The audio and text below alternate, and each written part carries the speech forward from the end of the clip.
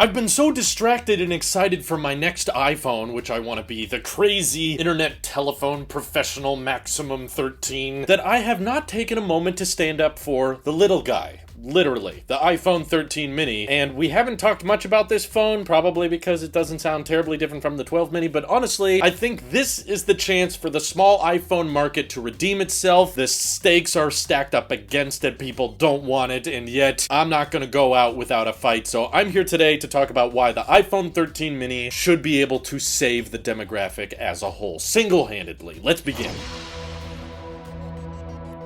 As much as I'm excited for 120 Hz, I absolutely fell in love with my iPhone 12 mini. It's such a comfortable form factor, and yet the camera's amazing, the display is fantastic, I love the biometric. The only compromise that I guess most people were steered away from with the 12 mini was simply the battery life, because when you physically have a smaller battery, it's very, very difficult for the A14 chip to just say, I'm power efficient, I'll use less power, because battery life still kinda sucks. I mean, it's not terrible, but I understand that was by far the most common criticism people got of the 12 mini, and maybe it's just when people spend that kind of money on a phone, they do not want to take the risk of the battery life being bad, because it's important to people, I get it. But the good news is the iPhone 13 mini is rumored to have a better battery capacity physically, so we're not just talking about better battery life thanks to the A15 chip and its power savings, although there should still definitely be some, and on top of that, having a physically larger battery almost guarantees that this will be not as big an issue with this year's mini iPhone, and also I've seen the reports time and time again that the iPhone 12 mini did not sell very well. Some people were going as far as to say it was a flop,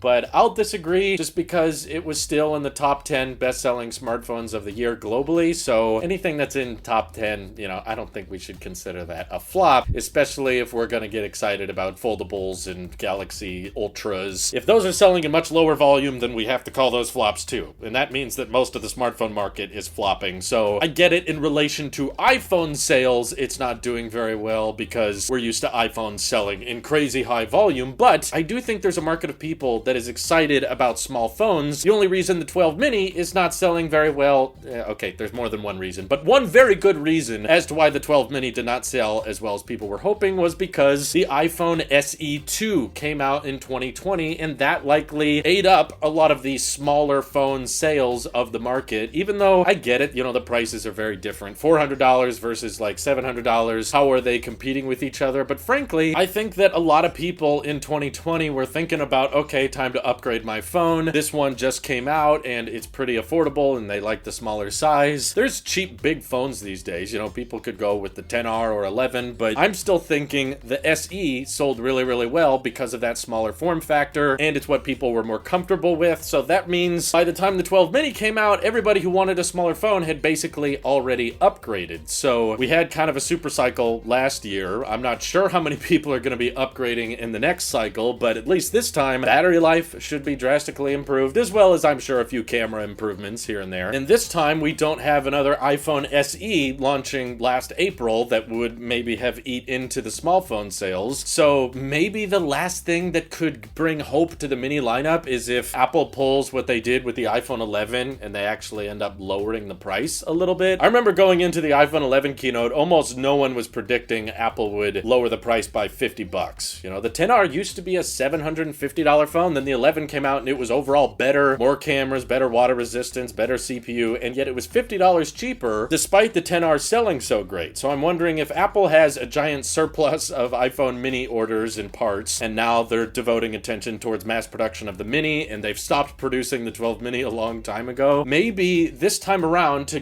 perhaps give the mini some extra life, not reporting anything, I don't have sources, there's no leaks or rumors that I'm reporting on here. I'm merely saying maybe to give the mini a shot, they will actually lower the price just a little bit. Maybe not even $50. They just get it to, $699 unlocked or with a carrier. Doesn't matter which way you get it. Now that the 5G modem supply chains have been ironed out and a bit more stable, now that Apple knows that they're probably going to have an insane amount of success with the Pro iPhones this year because they get all the new camera features and 120 Hz, they're going to get a lot of my money, that's for sure. So they look at all these profit margins they're going to make on the Pro iPhones and decide, the mini sells in low volume, premium, and we're thinking about getting rid of it, so let's give it one last shot, lower the price just a tad. Maybe if it was $650, it would have a much better chance at survival, but so much of the Android market follows what Apple does, and so many companies out there just try to match Apple's lineup best they can. So if the 13 mini does not sell well and ends up being a flop like the 12 mini wasn't the flop though, there's very little hope of there being more flagship but small phones out there, which depresses me because I think in today's smartphone world we're way too obsessed with getting the biggest display possible, bigger.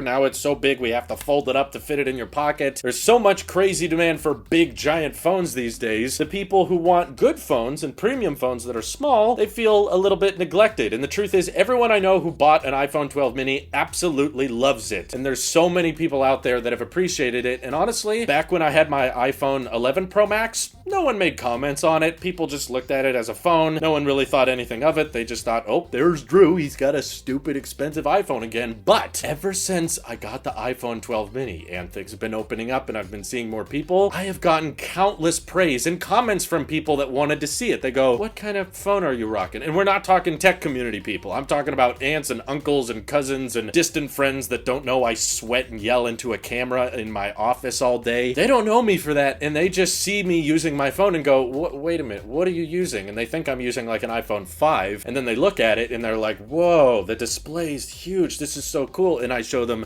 night mode and that it's still a flagship phone. Just because it's small doesn't mean it has to be bad. And I've seen a ton of people impressed by that, and I've even sold multiple people after seeing the form factor. They go, wow, that's way more comfortable, I want to try that. So they didn't like buy it right in front of me. I'm not that good a salesman, but I think I've put it on a ton of people's radar in my personal life to where if they're upgrading their phone in the future, that's what they're going to opt for. They want something like that. And there's a lot of people that hate on the mini and just hear bad things about it, but once you try it, once you experience it yourself, a lot of people fall in love with it. And I do agree that probably the price point is steering most people away from it. There's a decent market of people that want small phones, but they have just kind of associated the market with, well, if I get a small phone, it has to be cheaper. So when they see a small phone that's expensive, I don't know, there's some type of sale, some type of neuron that's not being met in the brain where they're just like, nah, that doesn't work. I want to spend that much money on a phone that small. Battery life could very well be one of the reasons. So if the battery life is fixed, we actually have, all day perfectly fine battery life in the 13 mini. Price maybe could be improved a little bit. There's a chance that this could sell well, better than the 12 mini. People actually like this one. Notches smaller so the ears aren't as claustrophobic as they are right now. And then Apple sees success and decides to keep selling the mini iPhone. Therefore, the rest of the industry decides we're going to make small premium phones too. There's a lot riding on this iPhone, and I don't talk about it very much, and we've only got a month to go, so really hoping Apple has some type of trick or ace up their sleeve for this phone. Probably bringing the price down would save it the most, but what do you guys think? Would you be more interested in a mini iPhone if you knew the battery life was not going to be a problem, or are there other issues you have with it as well? Feel free to let me know. This is your Apple Sheep here. See you all in the next one.